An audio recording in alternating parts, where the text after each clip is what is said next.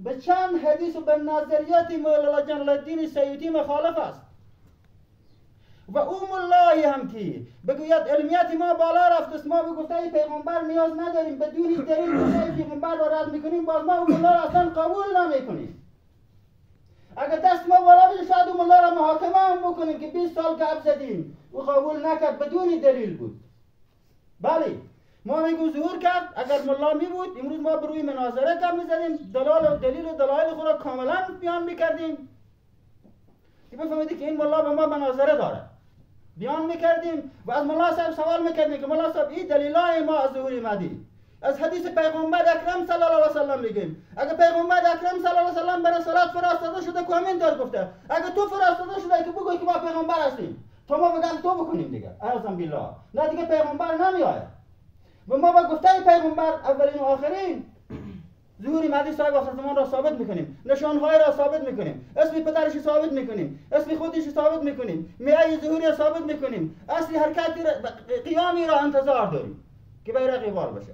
و اون الله صاحبه که این را قبول نداره از همین حدیث ها منکر است. با روز میشه که انشاءالله به روزای نزدیک گریبان مولا صاحب را بگیریم که بدون دلیل مردم را گمراه نکن. اگر هرچی مولا هستی نمیتونی از پیغمبر پیش قدم بشی، باید دلیل خود از گفته پیغمبر ثابت کنی.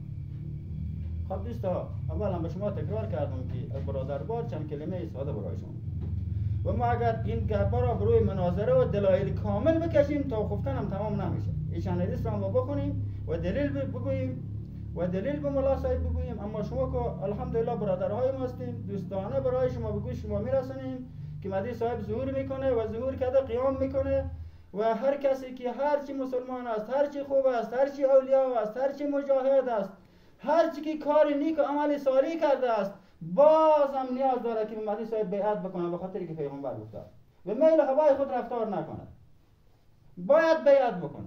هرچی که بزی مغرور نشه که من اولیا هستم، اولیا هم کس باید بیعت بکنه. و لشکر مهدی صاحب گروه ناجیه است. جنگ جهانی سوم که آغاز میشه، سرنوشت ها تاریک میشه، راه ها تاریک میشه. او را پیغمبر اکرم فتنه سیاه گفته و ما باید خبر بکنیم برادرها که راه نجات به طرفی گروه مهدی آخر زمان است.